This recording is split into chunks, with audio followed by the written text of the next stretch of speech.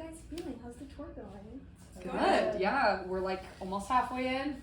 And New York's a big night for us. It's like a really, like New York was kind of almost like where we like, it feels like almost a hometown show. Because we really like found our sound here in Brooklyn. So it feels very like almost like a homecoming, which is really fun. It is our biggest headline show to date. So it's pretty big for us. Brooklyn, I'm really excited. Well, welcome home then. Thanks. Do you have any favorite memories from the tour so far?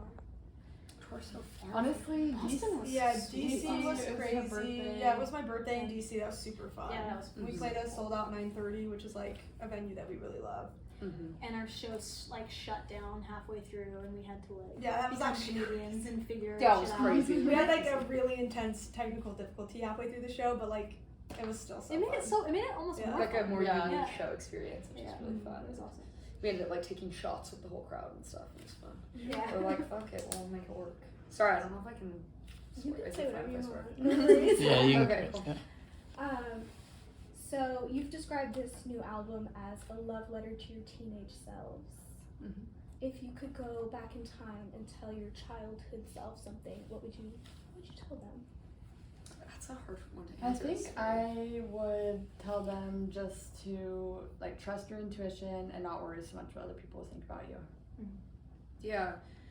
Yeah, I think like it's so hard because like there's so many, all the cliches are just like true. You Yeah. know, as you get older, like your parents say stuff to you, or like people you look up to, they all say the same thing, which is like just like relax into where you are. And I think if I could go back, I would just, I don't even know, I would just be like, keep doing what you're doing. Like it's gonna amount to everything you want if you just like keep staying hopeful and like you're doing exactly what you need to be doing, you know? Yeah, I think I would say like don't conform as much to like what people expect of you or like want from you. Like just do what you want and don't worry about it, because like you'll just have way more fun and feel way more confident and authentic if you're just doing what you want to do.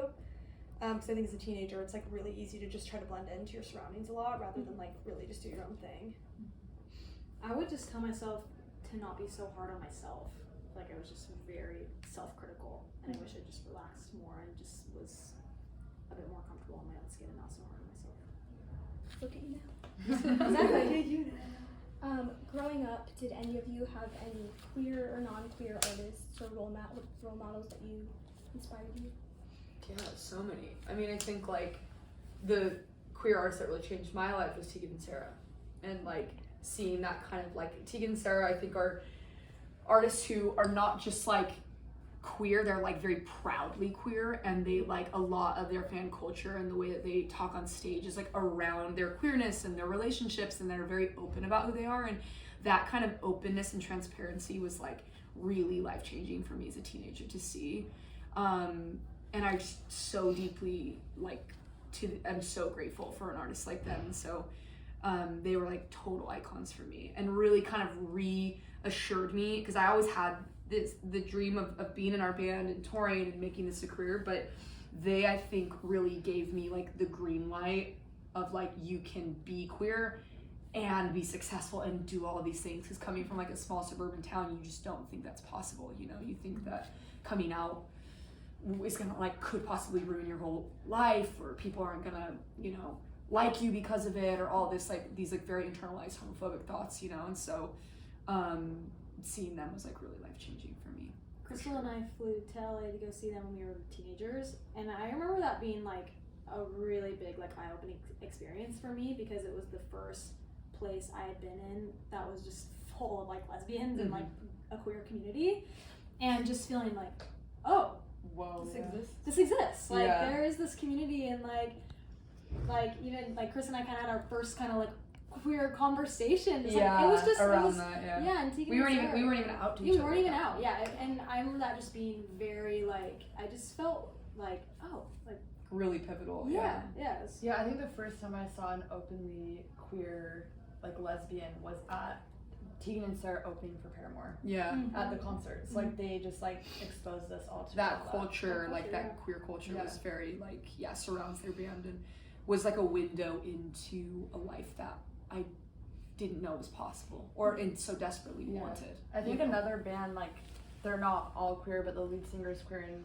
he introduced you to Tegan and Sara is Neon Trees, and just, like, as a band, they were like big idols for us because they were from the same town that we were from, and like introduced a lot of things to us, like Tegan and Sara. He like literally showed me Tegan and Sara, and he at the time wasn't out either. Like he came out a few years after that, but Tyler like was kind of mentoring me when I was in high school, and we were like writing songs together, and he was like, "Do you know Tegan and Sara?" I was like, "No, like I feel like I've kind of heard of them, but I don't really know them." And he was like, "I think you really like Tegan and Sara." And I was like, they were just always so like, they had us open for them, and like the bassist of the band like gave me my like, favorite bass that I still play to this day, and I feel like we just looked up to them a lot. They've been like a huge awesome support of us.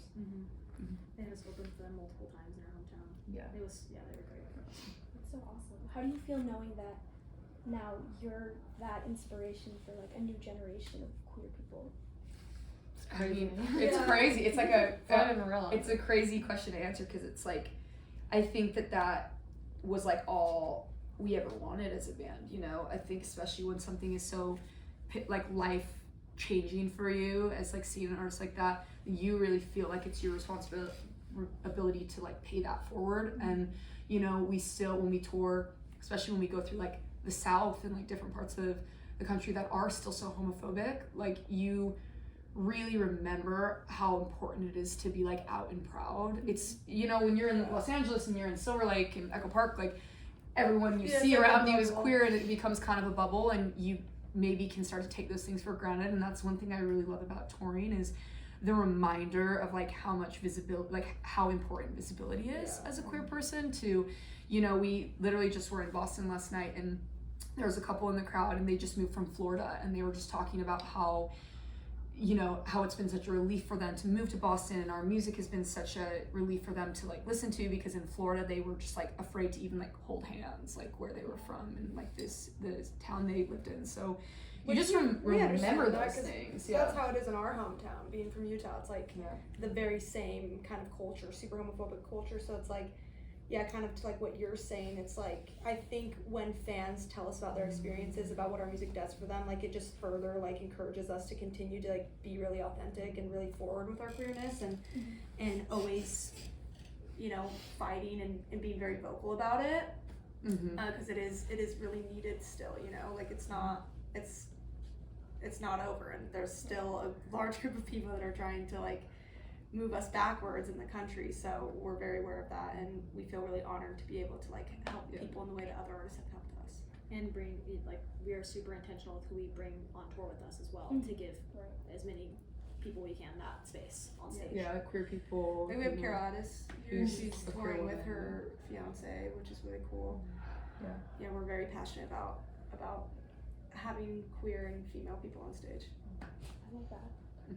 Like you said, there's a lot of anti-LGBTQ legislation going on, and next week is Spirit Day. I don't know if you know that. Do you have any advice for young LGBTQ kids who might be struggling in this difficult time?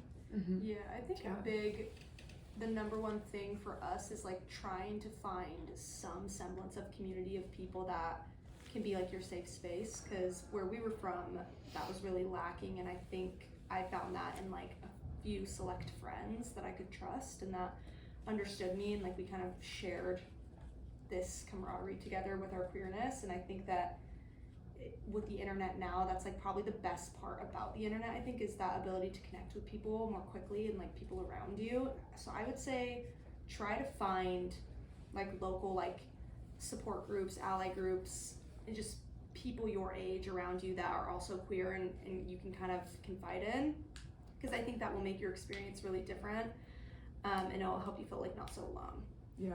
I think a really amazing piece of advice for me when I was a teenager and I was like really struggling to come to terms with my sexuality was, I very much like at that time turned to the internet, and I was like on YouTube, and I was watching a lot of like lesbian creators on YouTube, and like very much in secret, you know, because I was like very terrified of my identity at that point. But that was like really hopeful for me. And what this one lesbian creator, who is an English creator, her name's Rose Dix. Sounds crazy, but no, great last name for a lesbian creator. I know, literally amazing last name for a lesbian creator. Rose Dix.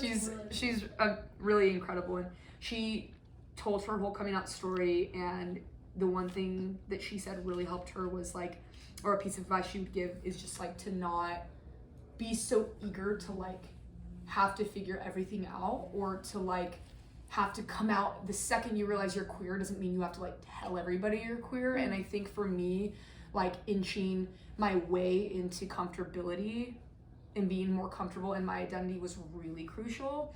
I really took my time. Like I didn't tell anyone that I thought I was like actively queer probably for like a year and a half after like I internally was digesting that, because it was a lot. And especially when you come from a place where it's really, really scary to like own your identity, I think you need to give yourself all the time in the world to like get comfortable privately. And you don't have to come out immediately, and your coming out can be anything you want it to be. If you want it to be very public, that's amazing. If you don't, you just want to tell people close to you, that's also fine. So just to not like put any timelines on yourself, and not to put any pressure on yourself to figure like anything out exactly, you know, just like let it be a journey and let yourself grow into your comfort around your identity. That was like really made the exploration of myself a lot more fun and exciting than scary, because it felt like this thing that like I just got to do privately, like explore who I was, and you know, the privacy of my own mind and world. And yeah, Amazing. I don't know how we're doing on time, but I know you're partnering with Sound Mind Yes. Lab. Yes. Do you want to talk a little bit about that partnership? Yeah, it came about really naturally. I think they reached out to our management, and you know, it was something that we were always looking to do on this tour, because this record so much of it talks about mental health, and specifically mental health around like queerness. And so it was just like super important for us to be able to give like resources to our fans and people in cities that might really be struggling to find community, to know that there are resources for them. And if we could bring that with our show, that was like a no-brainer for us. So it was, yeah, it's really cool, and they're a really cool organization, and we're lucky to get to work with them. Amazing. That's all I got. Is there anything else you want to tell the GLAAD viewers? GLAAD viewers, we're coming to a city near you, hopefully. So come see us at a live show. Yes. And yeah, Come meet your new best friends. Yes. there you go.